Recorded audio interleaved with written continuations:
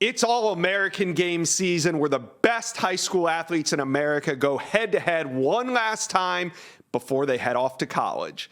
Let's bring on Director of Scouting and Rankings here at On3, Charles Power, to discuss his stock up report. Guys that have shown the ability to play maybe above what we expected. There's two games being played right now. Two games were played, one in Orlando, the Under Armour game, and the other out in San Antonio, the All-American Bowl. So starting in Orlando, Charles, there was a group of Florida signees. They're no longer commitments, they're signees now. But tell me about the Florida signees on your stock up report. Yeah, Florida had several players in the Under Armour game that we get to see at practice throughout the week. I think two that stood out were corner Jakeem Jackson and the defensive lineman Kelby Collins. Jakeem Jackson, this is my first time getting to see him in person, and I thought he looked like maybe one of the best corners, at least in terms of upside at the event. This is a guy who is a multi-position athlete, plays a lot of receiver, really has more of a receiver background, has kind of transitioned into playing corner over the last year and a half. Good senior year, but we kind of wanted to see how he would stack up with, covering talented receivers. And I thought he looked very good. I think the fact that he held up so well in coverage, despite his lack of experience, really kind of bodes well, along with his like ball skills, upside, size, he kind of checks all of his boxes. But the fact he performed so well out there against top competition, I thought was really encouraging. Kelby Collins, this is my second time seeing him this month. I got to see him at the Alabama-Mississippi All-Star game in Mobile. I thought Kelby got better as the week went on. You kind of saw him, just continue to exert himself throughout practice. He had a really good day 3 at practice and one-on-ones, kind of dominated, and he carried that over into the game as well. So I think with Kelby Collins, the talent is not a question. I think as long as he is locked in, he has the potential to be one of the better defensive linemen, in the cycle. He's in that top group from a talent perspective. He might not be quite as consistent as some of the other top guys, but his highs are very high. So I thought Kelby, helped himself for sure throughout the week and kind of built on a pretty strong showing at Alabama, Mississippi earlier. Yeah, in the month. And that's a huge pickup for the Gators because those are both major positions of need. Jakeem could go in and potentially play corner next year as a freshman for them. And Kelby Collins definitely need help in the trenches down there in Gainesville. He'll be a much needed addition. Now, the number one team in America coming out of the early signing period was Alabama. So it's no surprise that they have a cluster of guys playing in these all-American games. Any Bama players make your stock up report? Yeah, Bama has a lot of guys, at these games. We know the headliners, Keon Keeley, Caleb Downs, those prospects are very well known.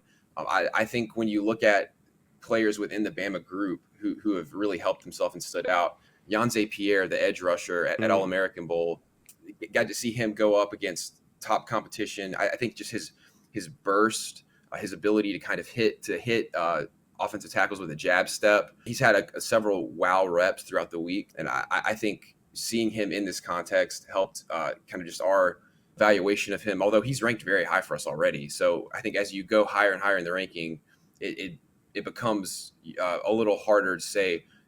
It just takes more to move up. All that said, Yanze Pierre is fantastic. At Under Armour, Bama had a big group there as well. To me, Jalen Hale, the receiver signee, stood out a lot.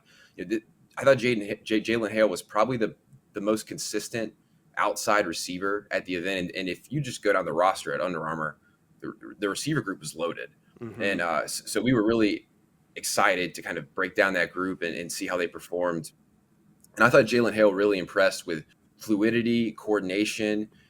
He has very sophisticated release package. He was crossing over corners off the line of scrimmage and was able to stack corners and just create separation within his routes. And I thought just throughout the week of practice, he continued to get better. He was out there to work and get on the same page with his quarterbacks. So I thought it was just a very impressive showing for Jalen Hale. So he's another one too. Bama's going to have to kind of retool their receiving core, and given the kind of the polish and just the technical acuity I thought he showed out there, I could see Jalen Hale getting on the field next year. He's going to need to get a little stronger, which is the case with a lot of these prospects. But I thought he showed really well in Orlando. All right. Another well-represented group was from the Oklahoma Sooners. What type of impact are they making on your stock up report? Yeah, so the Sooners had 2 5-stars in Orlando, the kind of headliners in their class, and they lived up to the billing, and maybe even more so. Quarterback Jackson Arnold, edge Adepoju Adebawore, they were among our top overall performers at the game. Starting off with Jackson Arnold, I think Jackson Arnold really was by far the best quarterback we've seen in these All-Star games. Just When you look at just practice all the way through games, very steady every day. Like, didn't see Jackson Arnold make errant throws barely at all, and then he had a great showing in the game as well. Adepoju Adebawore, man, I think you'd be hard pressed to find a twitchier pass rusher in this cycle. He is freaky, and I don't throw that a word around loosely. Arms down all the way down, like his arms down to his knees, and just a twitchy athlete off the edge. And I think you saw this in the game where he was completely dominant in stretches. There was a drive or two where he was unblockable. And throughout the week of practice, what impressed me about Adepoju Adebawore, consistently won reps in one-on-ones with speed and power. And this is a guy who's going to continue getting a lot stronger when he gets to college. But the fact he could do that right now, considering he's just scratching the surface of his potential, is really kind of scary. So I think he's going to continue to get better, but just the upside with him is immense. And you could maybe argue his upside is as high as anybody in the class. So a strong showing for him for sure. What a duo heading out to Norman, Oklahoma. All right, let's wrap it up. You had 2 linebackers on your stock up report. One was in Orlando, one in San Antonio. Tell me about them. So in Orlando, this is our first chance to see Georgia linebacker signee Raylan Wilson. He actually I believe he was practicing with Georgia in the lead up to the college football playoff. So he comes to Orlando. It's probably, while a lot of these other guys, the speed is an increase, the speed for him is like a decrease. Yeah. So you could see, how he operated. I thought just the play speed was awesome. You could see him fly downhill, make several high level plays.